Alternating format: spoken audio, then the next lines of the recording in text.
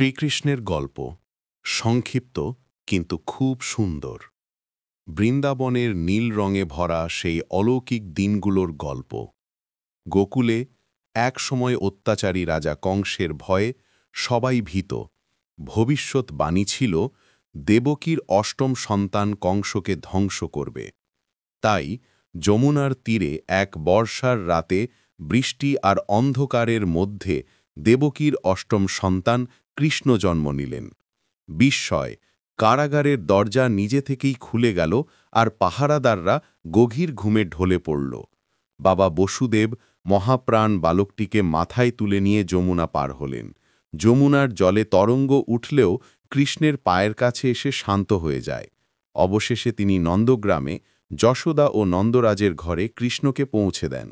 সেখানে উৎসব শুরু হল, কারণ গোপগ্রামে এক দেবশিশুর আগমন, যিনি পরে সবার প্রাণের ধন হয়ে ওঠেন। শৈশবের লীলা। যশোদার কোলেই কৃষ্ণ বড় হতে লাগলেন। খেলাধুলো, হাসি আনন্দে পুরো গ্রাম ভরে যায়। মাখনচোর কৃষ্ণ। যশোদা মা যতই মাখন লুকিয়ে রাখেন, কৃষ্ণ আর সখারা ঠিকই তা খুঁজে বের করত।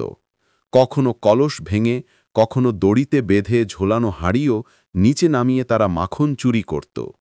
সবাই মাখন হারাত, কিন্তু কৃষ্ণকে দেখলে রাগ করতে পারত না। তার নীল হাসিতে সব গলে যেত।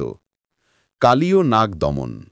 যমুনার জল একসময় বিষাক্ত হয়ে পড়ে, কারণ ভয়ঙ্কর কালীয় নাগ সেখানে বাসা বাঁধে। কেউ জলে নামতে পারত না। একদিন কৃষ্ণ সবার ভয় দূর করতে নদীতে ঝাঁপ দিলেন। নাগ তাকে পেঁচিয়ে ধরলেও কৃষ্ণ মুক্ত হয়ে তার সহস্র ফণার ওপর নৃত্য করতে লাগলেন।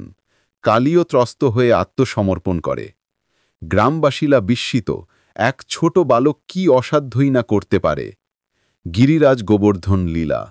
একবার ইন্দ্রদেবতা রুষ্ট হয়ে বিরাট ঝড় বাদল পাঠিয়ে গোপগ্রাম ডুবিয়ে দিতে চাইলে কৃষ্ণ সবাইকে বললেন, গোবর্ধন পাহাড় ভক্তদের রক্ষা করবে।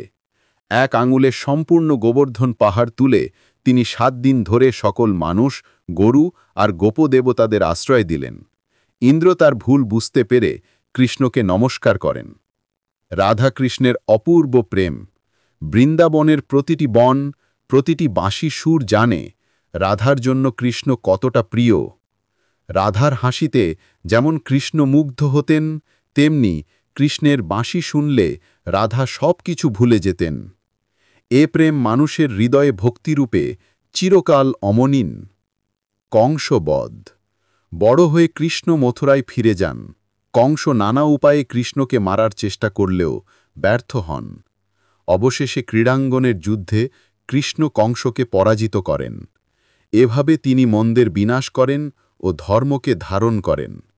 কৃষ্ণের মূল শিক্ষা: অন্যায়ের বিরুদ্ধে দাঁড়ানো, প্রেম ও ভক্তিকে জীবনের কেন্দ্র করা, কর্তব্য পালন করা, সত্য ও ধর্মকে রক্ষা করা।